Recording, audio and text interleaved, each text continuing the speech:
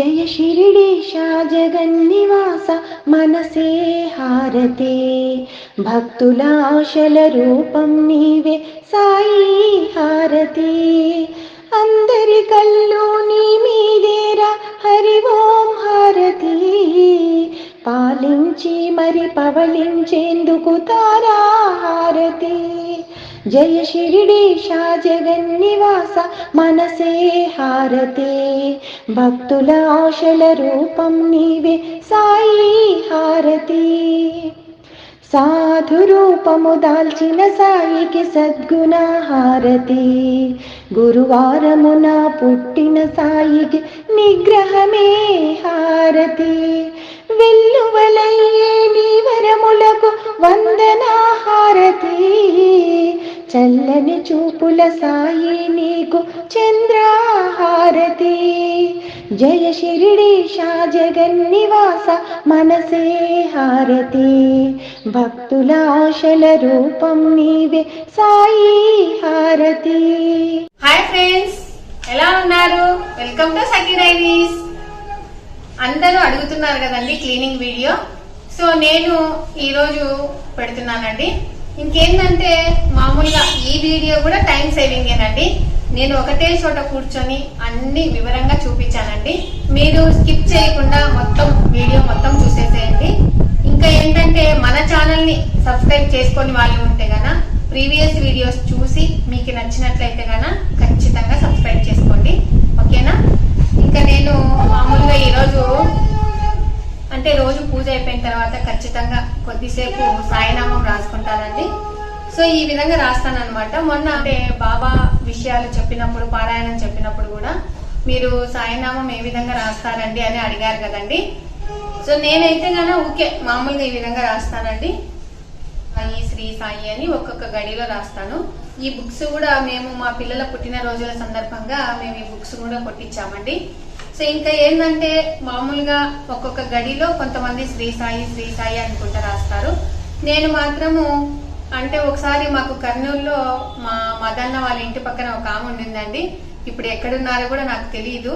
So ఆమె ఆ aunty గారు నాకు నేర్పించారండి. ఇది ఏంటంటే ఈ ఉ అంటే అచ్చులు హల్లులు మొత్తం బండిరా వరకు ఏ విధంగానో ఆ ఒక్కొక్క పదానికి సాయినామం అనేది క్లియర్ గా చెప్పారండి. ఇదైతే నేను నెట్ లో సెర్చ్ చేస్తున్నాను. ఒకవేళ మీకేమైనా తెలుసుంటే గాన నాకు కొంచెం లింక్ పెట్టండి. అదేంటంటే అత్ర సుపుత్ర సాయినాథ, ఆశ్రిత రక్షక సాయినాథ, ఇందివ రాక్షక సాయినాథ, ఈసితవ్య సాయినాథ అని బండిరా వరకు ఉన్నాయండి. అట్లా ఒక్కొక్క పదానికి ఒక్కొక్క అర్థం చెప్పుకుంటూ లాస్ట్ లో చివరన సాయినాథ అట్లా అనమాట, అట్లున్నాయండి. సో మీకు ఏమైనా తెలిస్తే బుక్స్లలో ఎక్కడన్నా కానీ నాకు స్క్రీన్ షాట్ తీసి ఖచ్చితంగా పంపించండి. ఇంకా నేను సాయినామం రాసుకుంటూ ఉంటాను, మీరేమో క్లీనింగ్ వీడియో చూసి రండి, ఓకేనా? ఓకేనండి. మనము పాత్రలను ఏ విధంగా కడిగేసుకోవాలి అనేది నేను ఈజీ మెథడ్లో చెప్తానండి. ప్లస్ టైం సేవింగ్ ఎలా చేసుకోవాలి అనేది కూడా చెప్తానండి. ఫస్ట్ మనం ఏం చేస్తామండి, కసులు ఊడ్చుకోవాలి, బండలు తుడుచుకోవాలి. కాబట్టి ఫస్ట్ పాత్రల మీద నీళ్లు చల్లేసి మనము కసులు బండలు ఊడ్చే లోపల, తుడిచే లోపల ఈ అంట్లు అనేది మొత్తం నానతాయండి. ఈ విధంగా నీళ్లు మొత్తం చిలకరించాలన్నమాట. సో అన్నం పాత్రలు ఉంటాయి కదా, ఆ అన్నం పాత్రని ఈ విధంగా బోర్లించాలండి. మీకు అలా బోర్లించటం వలన ఆ ఆవిరి అనేది కింది నుంచి అంటే బోర్లిస్తే ఉక్కినట్టు అనిపిస్తుందండి లోపల.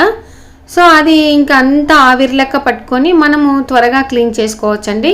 ఇక పెరుగు గిన్నెలు కానీ ఈ విధంగా బోర్లించుకోవాలి. నేను ప్లేట్లన్నీ సపరేట్ చేసి ప్లేట్లన్నీ ఒక వారకు పెట్టాను చూడండి. ఇంకా ఇప్పుడు రూబీ పౌడర్ వచ్చేసి ఒక బౌల్లోకి తీసుకున్నాను. ఏ రోజుకు ఆ రోజు రూబీ పౌడర్ అనేది నేను ఈ విధంగా తీసుకుంటానండి. ఎక్కువ తీసుకున్నా కూడా రూబీ పౌడరు డ్రైనేజ్ ప్రాబ్లమ్స్ వస్తాయండి. ఇంకా నేను వచ్చేసి ఎక్సో బార్ తోముకోవడానికి తీసుకుంటాను. ఇంకా జగ్గుతో నీళ్లు మాత్రము తీసుకొని ఫస్ట్ జగ్గుతో నీళ్లు తీసుకొని అలా పక్కకు పెట్టుకొని పీచును ఎక్సో బారుకు అలా అనేసి ఈ విధంగా రూబీ పౌడర్ సైడ్కి పెట్టుకుంటానండి నీళ్లు తడచకుండా. సో ఆ పీచును ఎక్సో బార్కి అలా అద్ది మెరిశుద్ధను తీసుకొని అంటే రూబీ పౌడర్ని తీసుకొని ఈ విధంగా తోమేసుకుంటానండి. లైట్గా వారకి కొంచెం రూబీ పౌడర్ అప్లై చేసుకోవాలి.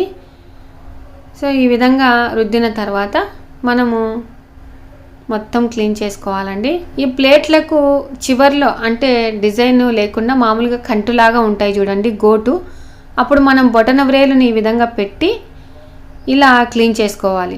లేకపోతే గాన మనము అదంతా డస్ట్ అంతా అక్కడ పేరుకుంటుందండి. ప్లస్ ఏంటంటే కొంచెం కొంచెం పాత్రలు తోమేసుకొని కడిగేసుకోవాలండి. లేకపోతే గాన ఆరిపోతాయి. సరిగ్గా కడిగేటప్పుడు కొంచెం మంది రుద్దలేరండి. దానివల్ల ఏంటంటే ఈ డిటర్జెంట్ అనేది ప్లేట్లకు పేరుకొని పోయి మనకు అన్నం తినేటప్పుడు టక్కున కొంతమంది కడిగేసుకొని తినేది అలవాటు ఉండదండి, టక్కున తినేస్తుంటారనమాట.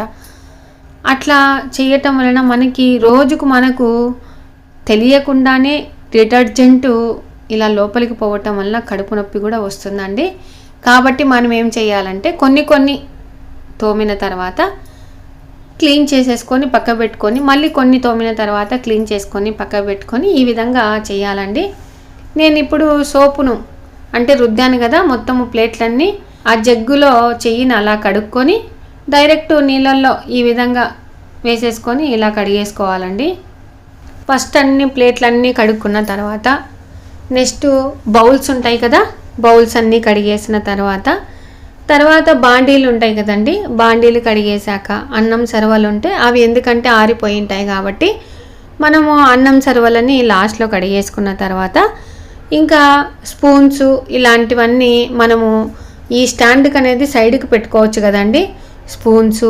ప్లస్ ఇంకా ఏంటివి లాస్ట్లో గ్లాసులు అనేది నేను పైన పెట్టుకుంటానండి. ఎందుకంటే గ్లాసులు కింద ఉన్నాయనుకో మనకు అవసరం వచ్చినప్పుడు ఒక్క గ్లాస్ కోసం కూడా మనం అన్నీ కదిలిచ్చి తీయాల్సింది వస్తుంది. అప్పటికి కదిలించటం వల్ల ప్లేట్లు ఇలాంటివన్నీ ఆరవండి. సో మనకి ఏం అవసరము ప్లేట్లు ఈ విధంగా పెట్టుకున్నప్పుడు టక్కున ప్లేట్లు తీసేసుకోవచ్చు. గ్లాసులు అవసరము మధ్యాహ్నానికి, సో మధ్యాహ్నంకి గ్లాసులన్నీ పైన పెట్టేస్తే కనుక టక్కున ఈజీగా తీసేసుకోవచ్చండి. ఈ విధంగా క్లీన్ చేసుకోవటం వల్ల చాలా త్వరగా అవుతుంది.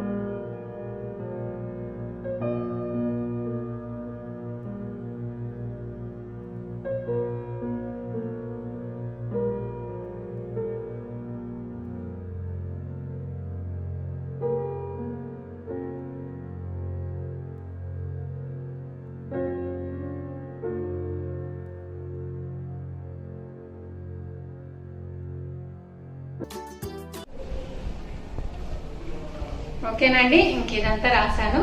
అంటే మనకు ఎంత ఓపిక ఉంటే అంత రాసుకోవచ్చండి. కనీసం అంటే నేను ఒక్కొక్క రోజు వేరే ఊరికి పోయేటప్పుడు కూడా ఒక 11 నామాలన్నా శ్రీ సాయి శ్రీ సాయి అని రాసేసి బయటికి బయలుదేరుతామండి. సో ఇంకా మీరు క్లీనింగ్ వీడియో చూసేస్తారు కదా, ఎలా ఉందో, ఎలా చేసుకోవాలో, మీరు ఎలా చేస్తారో నాకు ఖచ్చితంగా కామెంట్ పెట్టండి. నేనైతే ఆ విధంగా చేసుకుంటాను. వారానికో 15 రోజులకు ఒక్కసారో మనం అలా మెస్సులు క్లీన్ చేసేది కానీ, అంటే మెయిన్ ఏంటంటే మెస్సులు డస్ట్ పడినాయనుకోండి, మనము కొందరికి మామూలుగా డబుల్ డోర్ అన్నీ ఉంటాయి. సో లేకపోతే కన్నా ఆ విధంగా నేను వంటగదిలో ఏ విధంగా మెస్సు పెట్టుకున్నానో అవి కూడా మనం క్లీన్ చేసుకోకపోతే గానా మన రూమ్ కానీ వంటగది కానీ ఎక్కడైనా బెడ్రూమ్స్ కానీ డల్లుగా ఉంటాయండి. సో అప్పుడప్పుడు ఈజీగా క్లీన్ ఎలా చేసుకోవాలి, వేస్ట్ కాకుండా ఏ విధంగా బ్రష్తో రుద్దాలి అనేది నేను మొత్తం వివరంగా చెప్పానండి. సో ఇంకా ఇదండి ఇవాళ వీడియో. మీకు ఈ వీడియో నచ్చినట్లయితే లైక్ చేయండి, షేర్ చేయండి, సబ్స్క్రైబ్ చేయండి. Thank you for watching. Bye అండి.